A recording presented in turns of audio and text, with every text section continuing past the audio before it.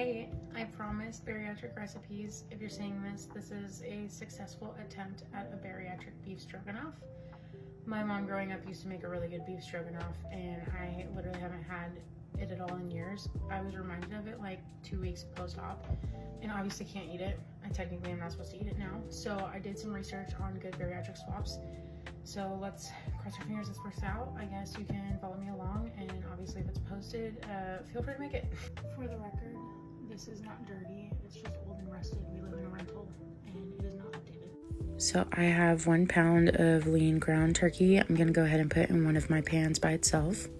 And in my other pan, I'm gonna preheat it with a tablespoon of olive oil.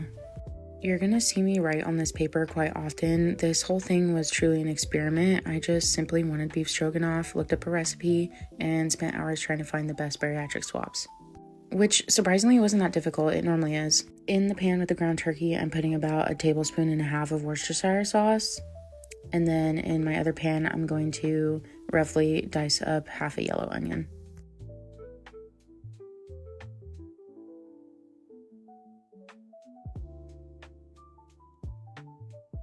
I'm also going to be adding 8 ounces of rinsed and chopped mushrooms into the pan of onions and let that saute. If you don't like cabbage, you are not going to like this recipe, so I am sorry. But it was the best swap for noodles, and I promise you it's still really good. So I sliced up 3/4 of a head of cabbage and saved the other 1/4 for later.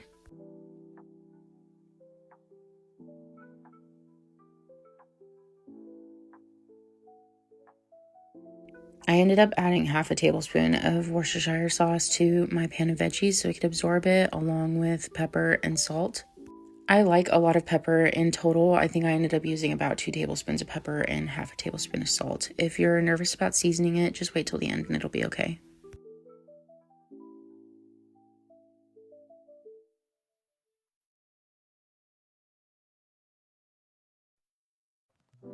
Once my onions and mushrooms are about to the point that I like them, I'm going to go ahead and add my cabbage and put a lid on it and let it steam. I'm going to add a 10.5 ounce can of Campbell's Heart Healthy Cream of Mushroom soup to my pan of ground turkey. And I'm also adding half a cup of Daisy's Light Sour Cream to that pan as well. I was going to use a half a cup of chicken broth, but I didn't have chicken broth, so just half a cup of water and some chicken bouillon worked for me. Don't forget to stir your veggies so they don't burn. This next ingredient you absolutely do not need. I use unflavored naked whey protein powder to cook with. In my opinion, it's the best unflavored protein powder to use. The only con is that it gets pretty clumpy, so you have to make sure that you incorporate it well. That's why I'm stirring this so much. But you really cannot taste it, I promise. And again, you don't need it. It just adds extra protein. You can totally make this without it. I'm stirring my veggies again to make sure they're the texture I want them. I'm going to make sure that the cabbage still has a good amount of crunch to it, just because when I freeze it and then reheat it later, it ends up being softer than it was when I cooked it. This is where I drained that water from those veggies. My soul told me it needed more pepper, and then I just combined both pans together. Alright, I got it all mixed up. It looks like beef stroganoff, minus the cabbage. So let's try it. I'm a little nervous, to be honest, just because I don't want to waste food.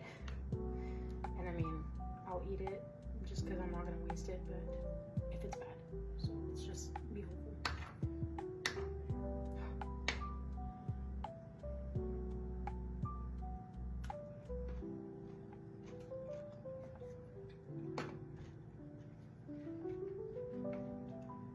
I didn't want to spend forever chewing.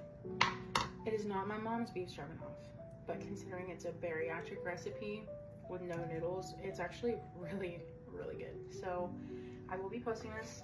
If you happen to make it, please let me know what you think. I'm gonna end up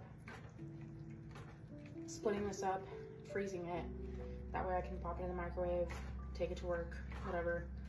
And I will post the macros at the end of this.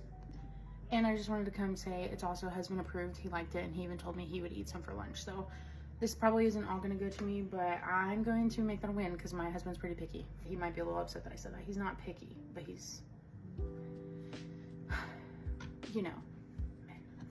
In my personal opinion, I think the macros are great. Again, you don't need the whey protein powder. That's just what I use to up my protein. I hope you like this recipe. Let me know if you try it.